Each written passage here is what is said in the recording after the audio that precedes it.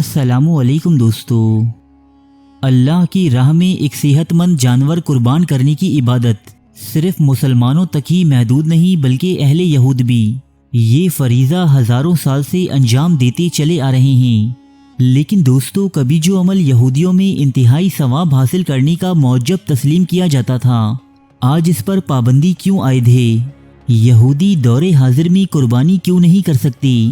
یہ قوم کس چیز کا انتظار کر رہی ہے کہ جس کے پورا ہو جانے کے بعد ان کی قربانیاں قبول ہونے لگیں گی؟ ان تمام سوالات کے جوابات آپ جان سکیں گے آج اس ویڈیو میں۔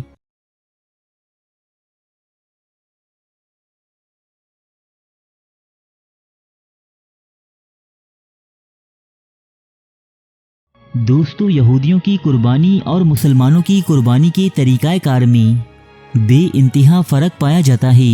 آج ہم آپ کے سامنے یہودیوں میں پائے جانے والی قربانی کے عجیب و غریب طریقہ کار اور ان کی قربانی کی قسمیں بیان کریں گے۔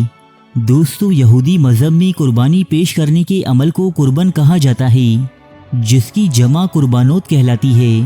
اہل یہود میں صرف ایک قربانی کا تصور نہیں بلکہ ان کے ہاں مختلف مواقع پر مختلف قربانیوں کا تصور موجود ہے، اور ان سب کو مجموعی طور پر قربان ہی کہا جاتا ہے۔ وسطی ایشیا میں پروان چڑھنے والی سامی زبانوں میں قرب کے معنی نزدیک کے ہیں، لہٰذا یہ لفظ یعنی قربان یا قربانی ایک ایسے عمل کو کہتے ہیں جو بندے کو خدا کے نزدیک لے جاتا ہے۔ یہودیوں میں عام طور پر ایک حلال جانور کی قربانی دی جاتی تھی، جیسے بیل، بھیڑ یا بکری وغیرہ۔ دوستو، یہودی اس کے علاوہ فاختہ مرغی یا کسی اور حلال پرندے کی قربانی بھی پیش کر سکتے تھے۔ بعض اوقات یہ قربانی اجناس کی صورت میں بھی ادا کی جاتی تھی، جیسے مختلف اناج، دالیں، سرکہ یا خوشبو وغیرہ۔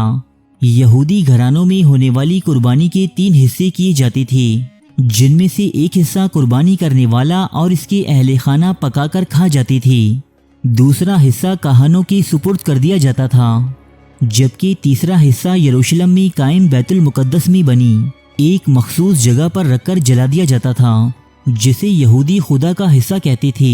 البتہ چند مخصوص مواقع پر قربانی کا سارا جانور صرف خدا کے لیے مخصوص کیا جاتا تھا۔ اس مخصوص جانور کو کبش الفدا کہا جاتا تھا۔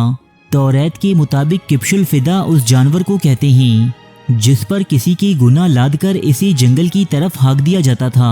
توریت کے مطابق خدا نے بنی اسرائیل کو بہت ساری مواقع پر قربانی کرنے اور کرتے رہنے کا حکم دیا ہے۔ ان قربانیوں کی ادائیگی صرف کاہنوں کے ہاتھوں ہی سر انجام پا سکتی ہے۔ یہودیوں کی مذہبی کتابوں میں صرف فرض قربانیوں کی تلقین نہیں کی گئی بلکہ ان کے ہاں کچھ ایسی قربانیاں بھی پائی جاتی ہیں جو مختلف گناہوں کے کفارے کے طور پر ادا کی جاتی تھیں۔ دوستو، آج کوئی بھی یہودی اگر قربانی کرتا ہے تو یہ صدقہ و خیرات شمار کی جاتی ہے، اس کی قربانی قبول نہیں ہوتی۔ یہاں تک کہ یہودیوں کے مشہور ترین تہوار پاسوور کے موقع پر بھی قربانی نہیں کی جاتی، جسے عید فصح بھی کہا جاتا ہے۔ یہ وہ تاریخی دن ہے جسے یہودی فرعون مصر کی قید سے آزادی کی خوشی میں مناتے ہیں۔ اس روز یہودی خدا کا شکرانہ ادا کرنے کے لیے قربانی کیا کرتے تھے، لیکن فی الحال سینکڑوں سال سے قربانی کا یہ سلسلہ موقوف ہے۔ دوستو، آخر کیا وجہ ہے جو یہودی آج قربانی کی رسم ادا نہیں کرتے؟ یہ وجہ جاننے کے لیے ہمیں تاریخ میں چند ہزار سال پیچھے جانا ہوگا۔ دوستو، یہ اس دور کا ذکر ہے کہ جب یہودی صحرا میں رہتے تھے اور اپنی قربانیاں ایک اجتماعی خیمے میں ادا کیا کرتے تھے۔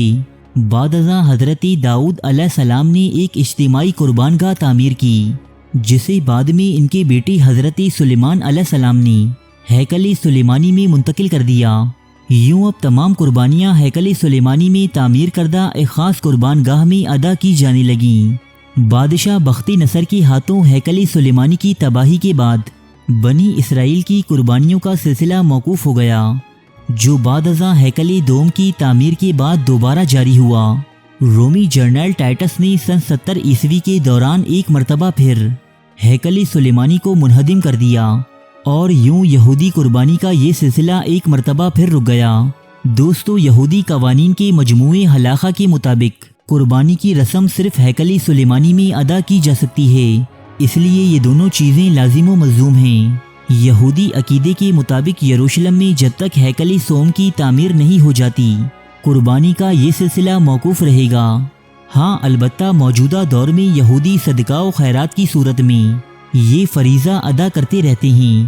آج دنیا بھر میں آباد قدامت پسند یہودیوں کا یہ عقیدہ ہے کہ جلد ہی ان کے بادشاہ یا مسیحا کا ظہور ہوگا جو ایک مرتبہ پھر ہیکل سلیمانی کی تعمیر کرے گا، اور یہی مسیحا یہودیوں میں رائج ہزاروں سال پرانی قربانی کی رسم کو بھی اثر نو رائج کر دے گا۔